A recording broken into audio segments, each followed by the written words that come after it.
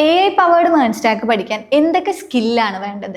AI powered മേൺ stacks പഠിക്കുന്നതിന് മുമ്പ് നമ്മൾ കുറച്ച് കാര്യങ്ങൾ റെഡി ആവാനുണ്ട്. അപ്പോൾ എന്താ വെച്ചാൽ ഇതിനൊരു സ്റ്റെപ്പ് ബൈ സ്റ്റെപ്പായിട്ട് ഒരു രീതിയിൽ നമ്മൾ പോയാൽ, അല്ലെങ്കിൽ ഒരു ഫ്ലോ ഉണ്ട്, ആ ഫ്ലോയിൽ പോയാൽ നമുക്ക് പെട്ടെന്ന് അച്ചീവ് ചെയ്തെടുക്കാൻ പറ്റും, കുറച്ചും കൂടി എളുപ്പമാവും. അപ്പോൾ ആ കാര്യങ്ങൾ നമുക്ക് നോക്കാം.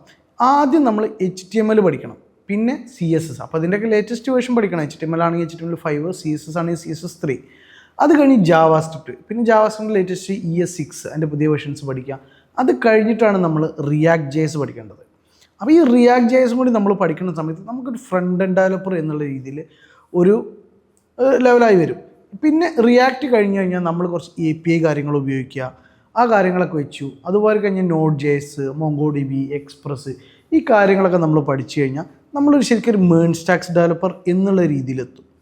ഇത് കഴിഞ്ഞിട്ടാണ് നമ്മൾ AIയിലോട്ട് ചാടുന്നത്. AIയിലോട്ട് ചാടുമ്പോൾ AIയുടെ ബേസിക് ആയിട്ടുള്ള ടൂൾസുകളൊക്കെ ഒന്ന് അനലൈസ് ചെയ്ത് ഒന്ന് പഠിക്കുക. അതായത് ഗിറ്റബിൻ്റെ കോപ്പൈലറ്റ് ആണെങ്കിലും പിന്നെ കോഡി ആണെങ്കിലും ഒക്കെ ഒന്ന് പഠിച്ച് ലെവലാക്കി എടുക്കുക.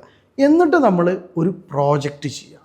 ഈ പ്രോജക്റ്റ് ചെയ്യുന്ന സമയത്ത് നമുക്ക് AIയുടെ കറക്റ്റ് ഉപയോഗങ്ങൾ എങ്ങനെയൊക്കെ ഉപയോഗിക്കാൻ പറ്റും, അല്ലെങ്കിൽ ഉപയോഗിച്ചുള്ള ഗുണങ്ങൾ, ഈ കാര്യങ്ങളൊക്കെ ആ പ്രോജക്റ്റിലൂടെ തന്നെ നമുക്ക് മനസ്സിലാക്കാൻ പറ്റും. പിന്നെ ഈ പ്രോജക്റ്റ് ചെയ്യുന്നതോടുകൂടി മേൺ സ്റ്റാക്സ് നല്ല ലെവലിൽ വരും. അത്യാവശ്യം ജാവാസ്ക്രിപ്റ്റ് കോഡൊക്കെ നമുക്ക് എഴുതേണ്ടി വരും പ്രോജക്റ്റ് ചെയ്യുന്ന സമയത്ത്. പിന്നെ റിയാക്റ്റിൻ്റെ എല്ലാ ഫീച്ചേഴ്സും നമുക്ക് ഉപയോഗിക്കാൻ പറ്റും. അപ്പോൾ ഇതെല്ലാം വെച്ചിട്ട് ഒരു കോമ്പിനേഷൻ എന്നുള്ള രീതിയിൽ വേണം നമ്മളിത് റെഡിയാക്കി എടുക്കാൻ. അങ്ങനെ റെഡിയാക്കി എടുത്താൽ ഈ AI പവേർഡ് മേൺ സ്റ്റാക്സ് എന്നുള്ള ഈ ഒരു സെറ്റപ്പ് നമ്മളെ കൈൻ്റെ ഉള്ളിൽ ഒതുങ്ങും. അതിനുള്ളിൽ ഒതുങ്ങിയാൽ പിന്നെ നമുക്ക് എന്ത് കളി വേണമെങ്കിലും ഇതിൽ കളിക്കാം.